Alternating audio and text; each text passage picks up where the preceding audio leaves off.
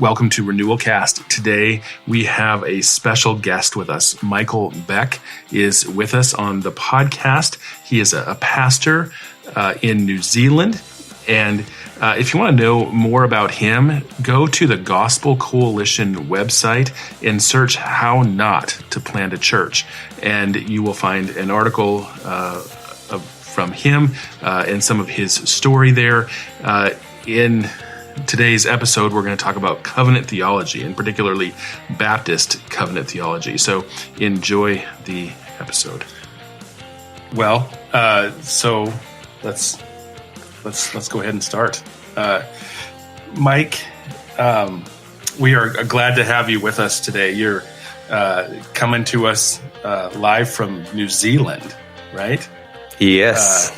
So tell us a little bit about what is life like in New Zealand these days? Ministry, your family. Tell us a little bit about yourself. Yeah, man. Be glad to. Thanks for having me on, by the way. Great to meet you guys and get to hang out a little bit. I'm from South Africa originally. So if you're wondering, I don't know if anyone listening to this would be familiar with the New Zealand accent, but this is not the New Zealand accent. So just to put that to rest. And then usually the next question I get is, well, what kind of accent is that? Because dang, it's weird. And that's true. It is weird. It's a weird accent, but it hails from South Africa. I'm born and raised in South Africa. And then when I was about 21, headed over to London and lived there for a while. And so then came back to South Africa. So I think I've hung out with a lot of Americans along the way, and a lot of Europeans and a lot of Canadians. And so the accent has just got weird. But when I was in South Africa, I became a Christian. So that was around when I was about 21. And I am 42 now, so a while ago. And I was going in a very different direction. That's a story on its own, but became a Christian. And very soon, I think, felt the call to ministry. So I was at a Baptist church there in South Africa, Port Elizabeth, for anyone who knows it. And, just quite a big church. They were prolific in their church planting. They planted some amazing amount of churches in Africa. So that's what I thought I was going to do. I thought, let's sign up, do seminary, just start gearing towards some sort of missionary work in Africa. And just started that process. And eventually I started an internship with one of the lead pastors there, who eventually came on a church plant to New Zealand. And that was in 2005. And once I'd finished my internship with him, I took over as he went back and planted another church in South Africa. But I took over from him about 2007, and I've been full time since 2005, a year in Wellington. And so we've just been plugging away. It's very different to the States. I've been over to the States a few times, so I kind of have a little bit of a gauge or reference. I would say that life here is a lot like, if anyone has ever been to some European city, or maybe a very British influence in general. It's maybe a lot like Canada in terms of the evangelical Christian scene, and Quebec even. And so it's just that it's definitely on the fringe. It's very secular, very liberal, very postmodern, very, very progressive in many ways. It's kind of funny. We often hear about things that I'll go over to the States and there'll be this big issue about something that's being allowed, or, something that's happening. And that is just so sanctified. Even just to be having those discussions are quite amazing, because, it feels like you come back to Sodom and Gomorrah after that, because we've just gone way down that rabbit hole already, and we're not even having those kinds of discussions. So really, I feel like, with New Zealand, you definitely have your work cut out for you. It's difficult to plant churches here.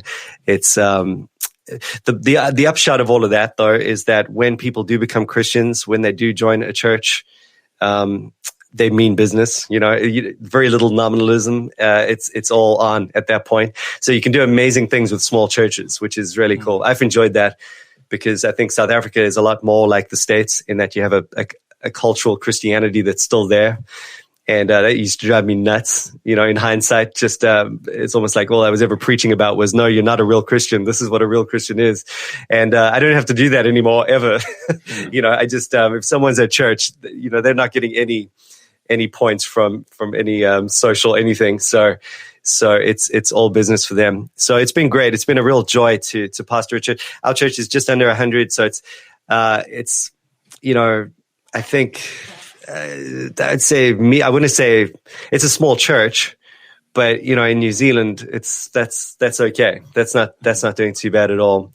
And it's really just a healthy little witness in the city here in Wellington. We're right in the inner city. And Wellington is a little bit like, I always describe it like, if you can imagine, so San Francisco and Portland having a baby, that would be Wellington. I think that's the way to put it. Having been to those cities, it's a mixture of those. Very, very, it's the political capital of New Zealand. Well, it is the capital, but it's where all the politics happens, where all the universities are and the art students and all the artsy stuff and very, it's kind of the hub of all the progressive anything in New Zealand. So it's definitely a good place to be, to plant a church in. But definitely Wellington needs Jesus for sure. And that said, it's definitely it's difficult, And then you swim upstream, not only on the issue of Christianity, but being Reformed, confessional Baptist. My goodness, that's like a drop in the ocean, within a drop in the ocean. And so a lot of it is just the idea of conservative values and that sort of thing are very difficult to get people to embrace in general. And so conservative doctrine is, it's rare. And I think a lot of the conservative churches tend to be small and parochialized as a result. They tend to get hard-shelled and kind of withdraw into themselves because it's difficult. It's difficult to believe what we believe in this basic climate and culture. So you kind of have this posture of self-protection and, just get away from me. And I'm just going to, the churches tend to be small and inward looking in that sense. So we've worked hard not to let that happen and to, keep ourselves open and engage with what's all around us. And not easy though. But there we go. There's a little nutshell. More we could say. I could start monologuing if I'm not careful. So let me pull back at this point. No, that's okay. That's interesting for us. We always like to point our listeners to resources. You do some podcasting. Yeah. You want to tell us a little bit about your podcast? Yeah, sure. We can find that information. Totally. Yeah. You can get onto 2hsojourner.com. That's 2h sojourner, all one word. And we started that a while back. It's just 3 pastors in New Zealand, and sometimes a guy from California, Chris Kahi, you might know him from the Meredith Klein group or the Glory Cloud podcast. We hosted a conference a while back. He was a speaker. We kind of got in touch and just thought we could kick something off. We're major Klein fans. I've continued my studying through the South African university that we started with. So I'm doing my PhD on Klein now, so just a little bit over halfway on that, and just looking at Klein and his covenant theology and the 2 kingdoms and how the one supports the other and so forth. And that's another topic. If anyone is interested on that, and I will just direct them to Glory Cloud, because we just did a whole thing about that. If you should be able to find it fairly easy. But in terms of our own podcast, we wanted to, because they were going through Klein's material, just moving through his books. And we just wanted to broaden that out a little bit, let it play around with Baptist theology as well, and see how Klein's covenant theology works with certainly a lot of Baptistic thinking, but even just beyond that, just life in the 2 ages, just that was the big idea, just to kind of apply Klein just in general conversation. And we do it anyway. I'd phone these pastors. The one guy is my brother in the UK. The other guy is another pastor in New Zealand, much like yourselves. We just kind of talk it out. And we thought, well, let's just put it online if anyone else cares. And yeah, it's done well. It's been, it's got a little niche, and I think, it's worthwhile. Just we enjoy it. So if we can make the world a more Kleinian place, then we've done our job. Okay, good. And then if anyone wants to check out GraceNet, the church I pastor, that's gracenet.co.nz, or Z, as you guys say. But Z. Let's leave it at Z, the way you're supposed to say it. Yeah. Listening to your podcast, you guys seem to interact with American theology a lot. How important is what's coming out of the States to you guys? Yeah, look, that's a big question, actually. There's a lot coming out of the States. And I suppose what we interact with is right there in the bullseye of what we're interested in. I think in terms of New Zealand, probably what comes out of the States is not as influential as perhaps, it's again, the British influence thing. The stuff that's really influencing us on the ground here, I think, from the States is probably via the Hillsong thing, which is maybe the American prosperity gospel deal that's kind of moved, in this way. So in terms of the kinds of stuff we deal with, not much by way of actually interacting with New Zealand. Same thing. I'm part of the Fellowship of Reformed Baptists in New Zealand, so that's our church association, and I think there again you have a very strong British influence. It's Banner of Truth, and a lot of the guys are from the UK and so forth. But I think for us personally, yeah, the States have been huge. And when I say the States, I mean like Escondido, Westminster, California. Van Drunen, Horton, Klein. Those guys are very influential to us. I think certainly that's my whole kind of wheelhouse right now, anyway. And so that's why it comes through on the podcast for sure. Right now, we're interacting with Fesco's book on baptism. I don't know if you guys have taken a look at it, but Word, Water, and Spirit, great book. Yeah, it sounds good. When we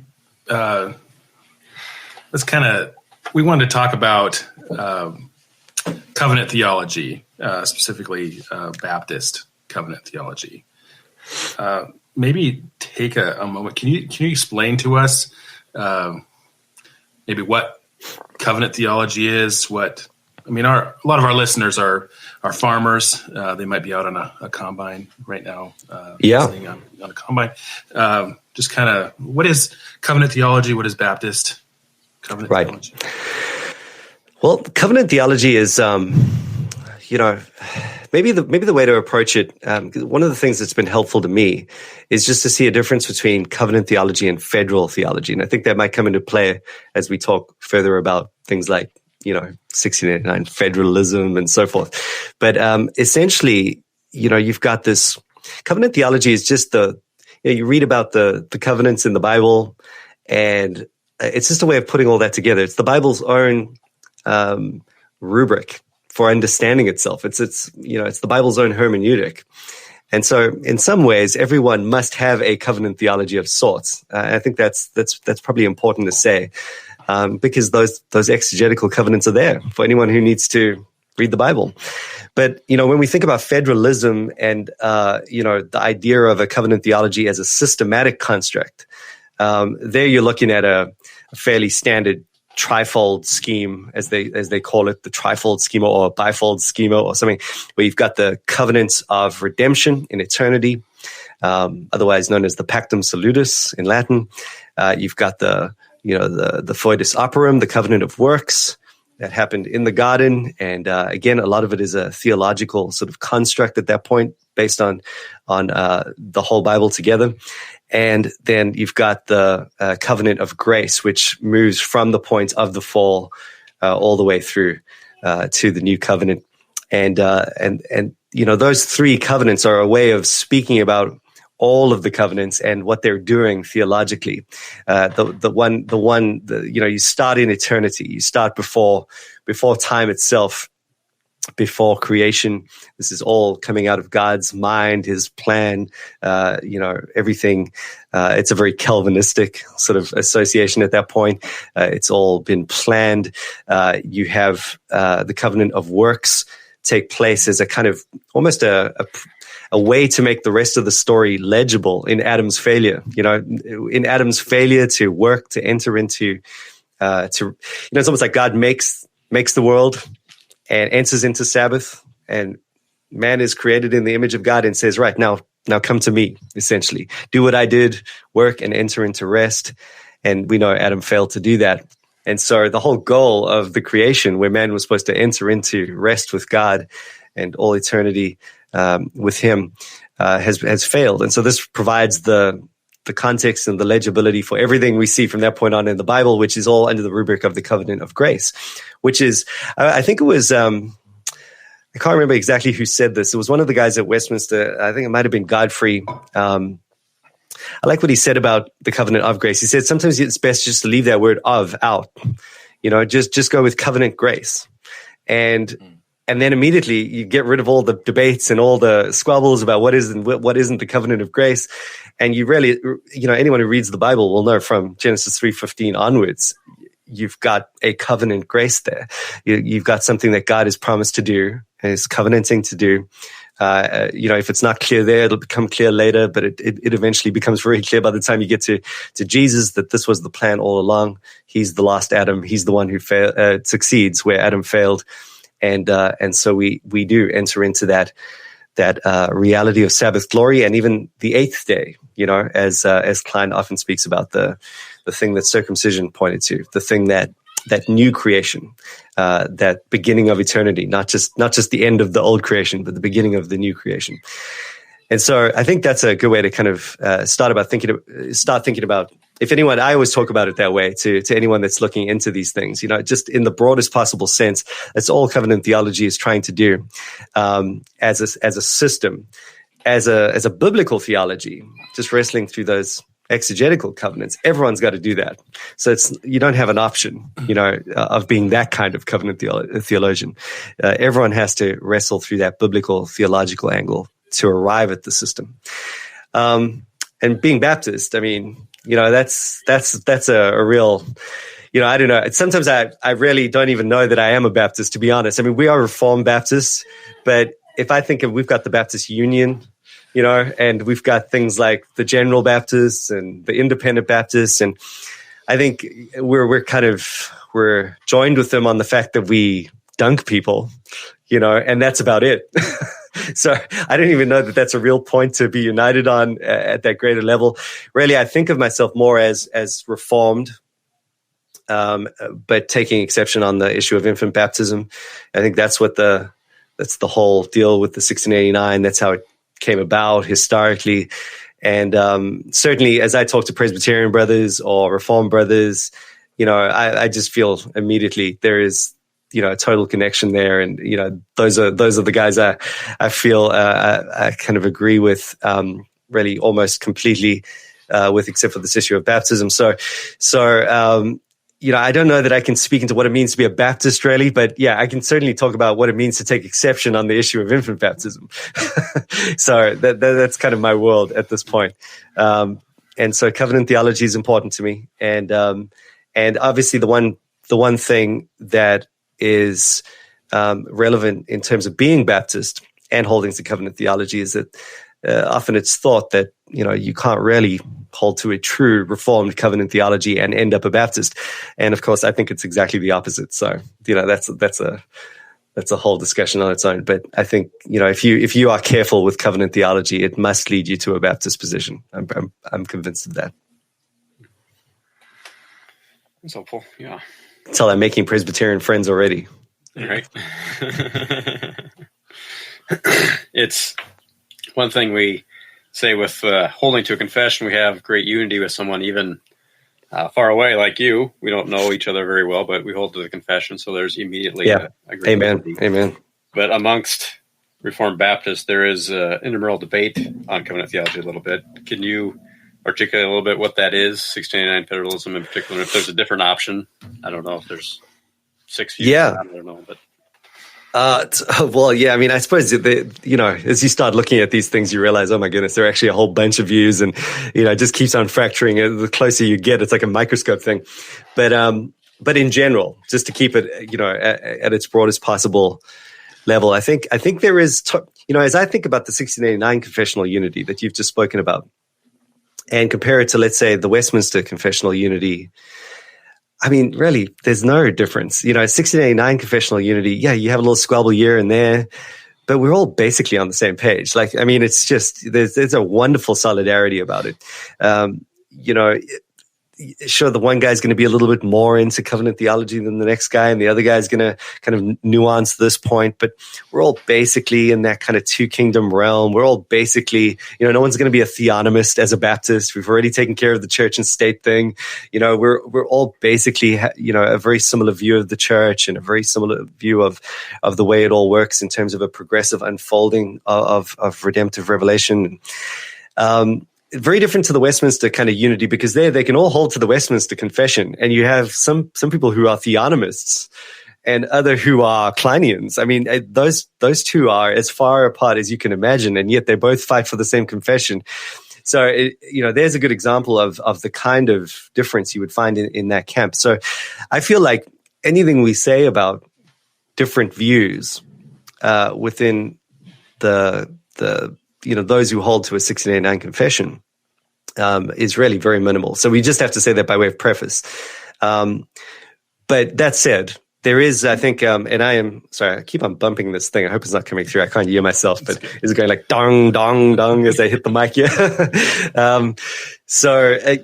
One of the things that's happened fairly recently is what is called 1689 federalism. And I know I was around, from the dawn of that, where we actually had Jim Renihan, who's Sam Renihan's father, came down to New Zealand regularly. He's actually taught all his courses that he taught in Westminster Seminary when he was still there. He taught them down here in New Zealand as well. So I've had the great privilege, and I do consider it a great privilege of sitting under that, because greatly benefited by it. But he taught us through the confession and very carefully, and his son Sam Renihan and Pascal Dinar and a few others have been looking into, and they've just always been very interested in the history of the whole thing. And it's, they are the pioneers by way of what the framers of the confession were thinking and the kinds of theology they were putting out. So really, those guys are all the go-to guys. They're putting out all the go-to resources on that stuff, and they have, I think, rightly uncovered, especially Pascal's master's thesis, uncovered that it's probably the case that when they framed the 1689, the majority view at that time was a very distinctive kind of covenant theology. And it's what they want to try and revive, because it's really been largely absent, as Reformed Baptist confessional theology has kind of come back into place. It's almost borrowed from the Westminster and all the resources of the Westminster Confession, even by way of current Presbyterian and Reformed theologians, and it's kind of baptized it, and then turned it into what we hold to. But I think what's so appealing to them, I mean, leaving aside, obviously they would argue it's biblical as well, but it's just this idea that it's just exciting, that we have this confessional heritage, and that these guys had worked it out to this level, and they want to try and bring it back and put it on the map, and they've done a great job of it. And I've really appreciated everything they've said about it. And Sam actually, just before he because that was his doctoral thesis or dissertation that he just before he published it, or just before he got his doctorate, he came down and took us through the whole thing. And so we went through the whole thing piece by piece, and it was great. So I got to talk to him about all the little nuances there, and I feel like that was a very helpful time for me personally. Even though I have differences, I know exactly where those shades are, and I might not have just from seeing what I've seen on the internet from that point on. But so that's kind of been their thing. I think if there is another group, it's not as focused. It's not as focused in terms of its aim, but really the way to describe it, I suppose, is more or less 1689 federalism and more Reformed Baptist covenant theology. That's the way I'm just trying to get to a more broad understanding of covenant theology, and maybe a greater joining in with the Reformed idea, with the Reformed project on covenant theology. So perhaps that's why I want to keep that word there, because there's probably a greater leaning on, well, that's great that we've got the 1689 confession and the framers and what they thought, but let's move on from that and just join the conversation with what's happening by way of cutting edge Reformed and covenant theology, and let's see what can be incorporated and improved upon. And so I think that's a lot of what's happening in the other side of it, along with what they call the 20th century Reformed Baptist view, which is basically, as I said earlier, it's just those who inherited their covenant theology from the Westminster kind of oriented crowd. And so, I put that all in that same bucket, though. We're all just trying to work it out and are not particularly bent on recovering that historical form. Don't deny it's there, but it's just, the fact that it existed in history is not the most appealing thing for me. I want to know more. I want to use that as a starting point and dive in and see if that was right or if it can be fine-tuned. Or I think even the Westminster side has come a long way since the Westminster Confession. Voss and Ridderbos and all these major theologians that have brought a whole new dynamic that John Owen was only starting to touch on at that point.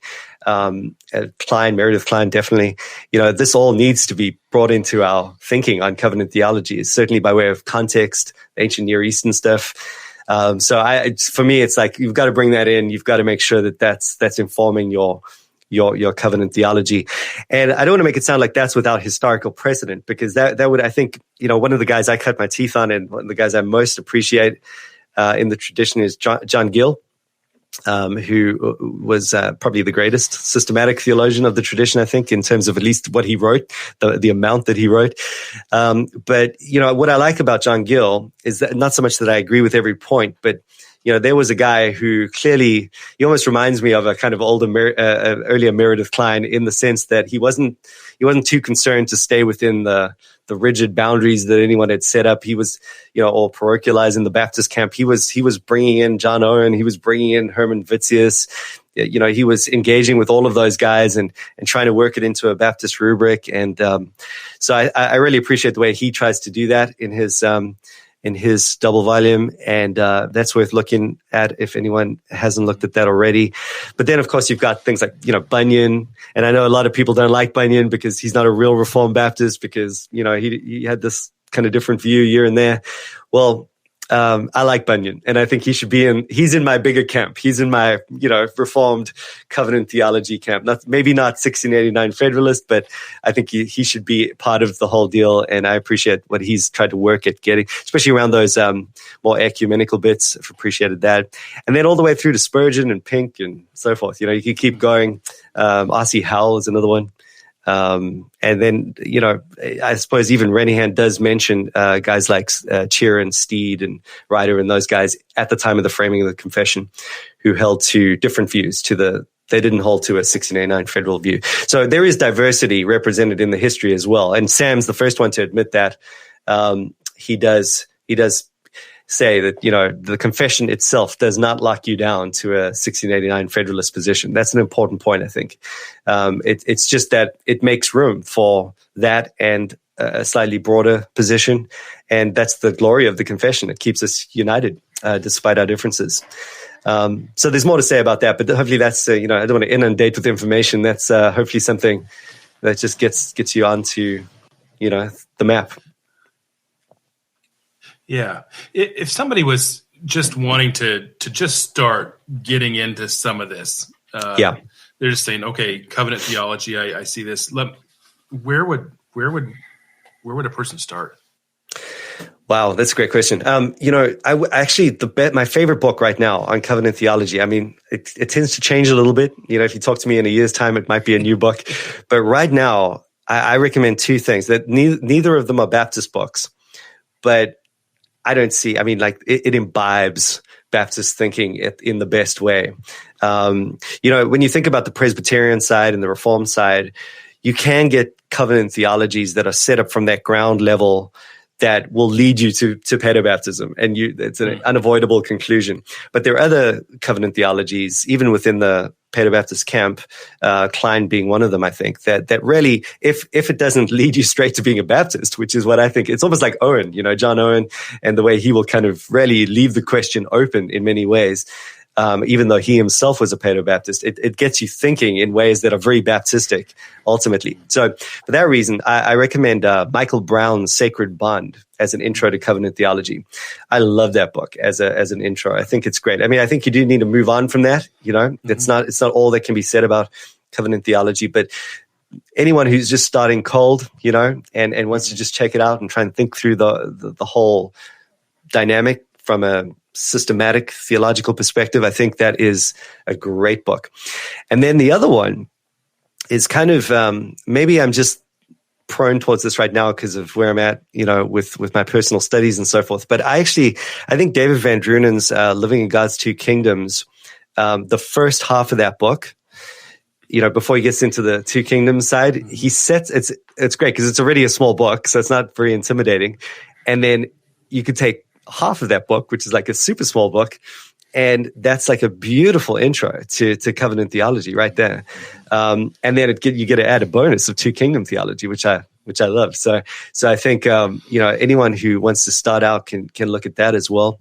Then in terms of the way, there are some very helpful books. Sam Renihan's book, for example, is a great intro to covenant theology, but it's a much more heady read, and obviously he's gunning for a certain thing there.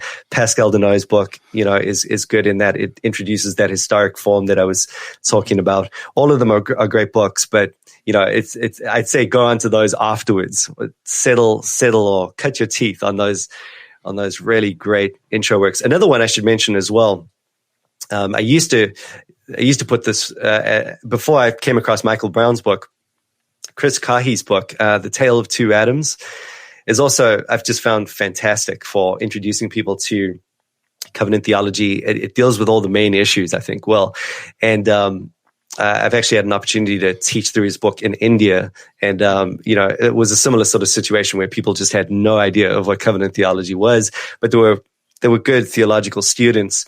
And I used that as the textbook, and it worked very well. So, and you can actually get that for free as well, The Tale of Two Adams, or you can get it all on Kindle. So those would be my recommendations to start out. Is there a country you haven't been in? I'm definitely starting to get up the badges. I mean, I think I haven't been to China or anywhere there, weirdly enough. I feel like I've missed out on China somehow, and Japan, China and Japan, although those are kind of close by to where I'm at now. So I'm kind of waiting. That's the last bastion for me. Yeah. All right, John, I'm waiting for you to ask a question. Hey, I'm just taking it in today. I'm just learning. Come on, John. Yeah. Ask the question. We're waiting. I was listening. Yeah, one of the comments that I usually get when you talk about covenant theology is immediately people's minds go right to infant baptism. Yeah. And just those two things are associated with one another. And you've made the comment a couple times that really covenant theology doesn't drive you to paedo-baptism. But can you kind of flesh that out a little bit, maybe? Oh yeah, totally. I think that it's certainly it's the only thing you have to make the argument for paedo-baptism plausible. Without covenant theology, how would you even argue? I mean, you got maybe a Roman Catholic sacerdotalism, and maybe there's the Lutheran angle, but to stay, Reformed and Protestant and so forth, and yet retain the practice of infant baptism, which I don't think it's really. Yeah, it's hard to deny that in history it's always had a very sacerdotal kind of connotation. They were doing something when they baptized infants, and it wasn't what the Reformed are doing now. And so certainly you can understand how that as the Reformers went to start thinking about this whole issue in light of the Anabaptist complaints and so forth. you can appreciate that this is the only possible way for them to kind of stay Protestant and yet hold on to that. And even though I end up disagreeing with where they get to, you've got to, it's almost like everything else in church history and God's providence and various trials that come along and heresies and so forth. The thing that comes out, the struggle that comes out of that is what's so valuable. It ends up, the question of why on earth should we baptize infants, has yielded such fruitful biblical study, even if it's, among some, in my opinion, led to wrong conclusions. It's been amazing. It's sent them back into really consideration of what we were talking about earlier, this historical unfolding of God's plan and redemption. Initially there was this, okay, well, look how it's all one plan. And so if they were circumcising their kids, let's baptize our kids, and it's all one covenant of grace. And you can see how that would be a very logical way to look at that. And then even, as I think about the 1689 history, because you had all of that come out of the Puritan history, really. And the thing with the Puritans was that they were Anglicans, essentially, that were, just really hoping for more of a Reformation to come to England. And it didn't happen, and it just ended up looking like a real mix between Rome and anything Protestant. And so they were called Puritans because they wanted more purity in the church. It was a derogatory term. And then some tried to stay and work it out in the system. Others wanted to leave, and they did. Then they started the congregational churches and Presbyterian churches and so forth. But then the issue was that you needed to know what to do with your kids, because you would get your papers. You'd be born, you'd be baptized in the institutional church. This is how you got your, I don't know, the equivalent of your green card or your passport or something. So there would be every initiative to be baptized just for those, church and state matters. But when you've broken for theological reasons from this institutional situation, and you're starting these independent congregational churches out of your conviction of the Reformation, and yet you're still baptizing your kids, you're leaning only on Scripture at that point. It's not for any other benefit, and especially because the only ones that were able to legitimately baptize were the Anglicans. They had to process all of this, so you just start seeing how this conversation starts developing, and even that leads to this very fruitful examination of how these covenants fit together and how they unfold. And maybe it's not quite as flat as we thought, and maybe there's something else going on. And why does the New Testament not reinstate the whole thing explicitly, and what's going on there? And so they had to work through all of that. And eventually I think this is where out of that Congregationalist setting, you had the Reformed Baptists come along, the particular Baptists as they were called then. And, they're parting with tears in their eyes. They don't want to part from their brothers. And that's why they're writing this confession to show this great unity. They don't see themselves so much as part of the Anabaptist continent thing, but more just a breakaway group within the Reformed situation there, and completely united on every point except for this issue because of the covenant theology, because of the way that the covenant theology itself has moved them to deny infant baptism. So I think just historically, you can see how that unfolds.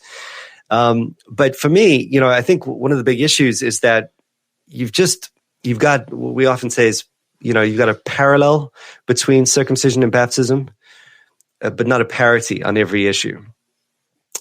Where circumcision points forward typologically, baptism will look back in a fulfillment of an event already happened. So there's an administrative difference there, where circumcision was applied to Abraham's physical children, baptism was applied to Abraham's spiritual children, you might say, or even just God's children in Christ. That's the progeny there, where circumcision concerned a physical lineage, and a people of the old creation, you might say. Baptism concerns a spiritual people with the new creation in mind, where circumcision includes infants, and those infants are charged to believe as they wait for the Messiah. But really, it's the very opposite with baptism. It includes those who have already believed and therefore become part of that group, where circumcision is administered as a kind of part of the 7-day worship idea. In other words, it's waiting for the fulfillment of the Sabbath. It's It's part of that system. Baptism, I think, does it exactly the other way around. It's an eighth day reality. It's what circumcision only pointed to, and it talks about this new creation that has already been something entered into. Jesus has already brought us into rest, and we're already part of this new creation. The already not yet. We've already been baptized by the Spirit at Pentecost, and so now we live in this inauguration of the new age. And so things like that change the game completely. Where circumcision was waiting for the bloody sacrificial rite, the tearing away of the body of the flesh, which all pointed to the cross. Baptism points to something that has now historically happened, coming back to that first point again.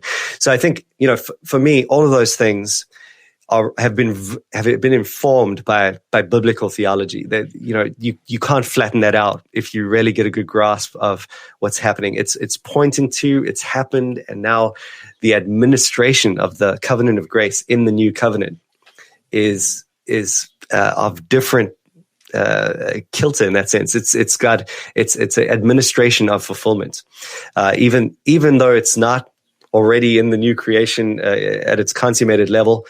Administratively, it makes it. It points toward that reality that has now been fulfilled. So I think for me, that's one of the reasons I land the way I do there. And obviously, there's way more to say. And it's one of the reasons I'm a little bit different. Some of the stuff I've mentioned there is I think why I'm a little bit different to a Westminster covenant theology and also a 1689 Federalist covenant theology. So, both of those things come into play. I mean, I'm not sure how much you want to talk about that, but yeah, it might be worth just mentioning in case anyone's listening to this. So I do have a question, Mike. Ooh. So now it's going to get interesting. I'm ready. Yeah, this is a really hard one. You can tell that you're the strong, silent type. Well, say we have a listener that doesn't know if they're saved or not. How can a person be right with God? Yeah. Oh, wow. Amen. If they're listening to this and me talking about circumcision and baptism, especially, I would send them to Ephesians, because what I love about what Ephesians does. It starts off with this covenant theology, essentially, this pactum salutis, this eternal reality. Here we are, chosen before the foundation of the world. You've read the beginning of Ephesians. It's amazing. It's the sublime piece of theology that it's hard to even fathom what's going on there. But you get caught up in the moment. You realize this is a big plan in God. And then he says, like Paul goes, okay, here's what's going on theologically with the church. This is what's true of the new covenant. This is the whole big eternal plan of God now come to its fruition. And then he goes, now, here's how it applies to you. And he says, I rejoice over you because of the sealing of the Spirit that I can observe, which I think is an amazing idea. In other words, he says, I'm able to rejoice that all the things I'm talking about are true of you because of your faith. I can see your faith and your love for the saints, and these things cause me to rejoice that this entire plan of God is definitely true of you. You're wrapped up into it. And he uses this idea of a seal, which this is big language in covenant theology as well, the sign and seal of the covenant of grace. Maybe a great way to bring out the progression element too, because, when you were in the Old Testament or in the Abrahamic covenant or Mosaic covenant, you had a sign in circumcision that pointed to the cross, pointed to what needed to be done. That's why it's a sign. It was a seal because it like an emperor's ring that sealed upon wax, and guaranteed something. It proved to you that you were part of a physical people, Israel, that would inherit these promises in the land. And this was, this was proof that you were part of this covenant by birth and so forth. It acted as a seal. Now, Paul says we are the fulfillment of that circumcision. The seal has the same reality of God's validation has now happened in the new covenant. The Holy Spirit's working upon our heart, bringing us to faith. So if you, he says you were dead in your trespasses and sins. You hated Jesus. You were walking around like a zombie and marching towards certain destruction.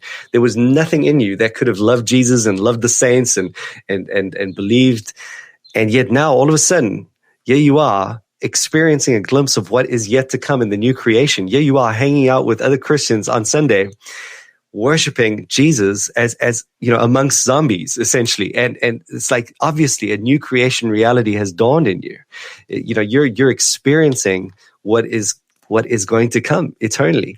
And this is a down payment for you. And so he gets them to simply look at, to not overlook that reality of faith. If they love Jesus, if they have trusted in him, if they have forsaken their works and held upon him for their salvation, they should not overlook this as something that should give joy and assurance, because it just can't happen without the Spirit having brought about the promises of the new covenant. The true circumcision has happened in regeneration of the heart. And that is a seal, just as circumcision was, except it's not to do with the land anymore in Palestine. It's to do with the whole creation, and that we will inherit the earth because of what Jesus has done. He is the great patriarch. He is the one who has come and promised to Abraham, and we're his seed. We're his offspring. And so, that's, I think, the best place that anyone who wants to know how to be saved and also be assured of their salvation can go and look. Just that opening chapter of Ephesians, and maybe a little bit into chapter 2. So, if I fail, I know Paul won't. I'll send them there. There you go. Thanks. It's good. It's good. Well, we just want to thank you so much for spending some time with us today. And absolutely, no worries. It's been a pleasure. Great to know about you guys. I'll make sure to keep listening. Well, yeah, thanks. We really appreciate you. We'll put links to your things in our description, and your podcast and what you're involved in, and thanks for the recommendations on books. We just pleasure. Great, appreciate that. So awesome.